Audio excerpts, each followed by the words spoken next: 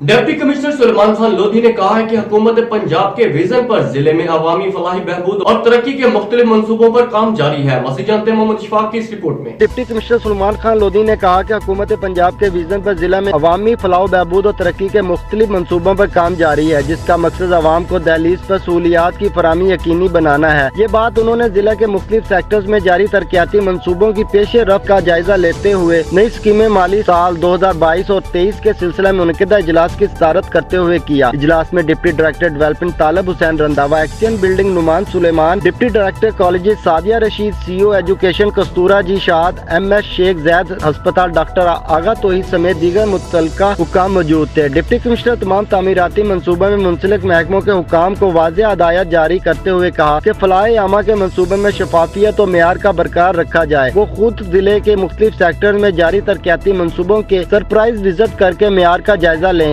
इजलास में मुतल्लिका महकमों की जानिब से जारी तरक्याती मंसूबों के बारे में तफसीली ब्रीफिंग दी गई। कैमरामैन अली सादक के साथ इशफाक अहमद, राज न्यूज़, रहीमिया खान।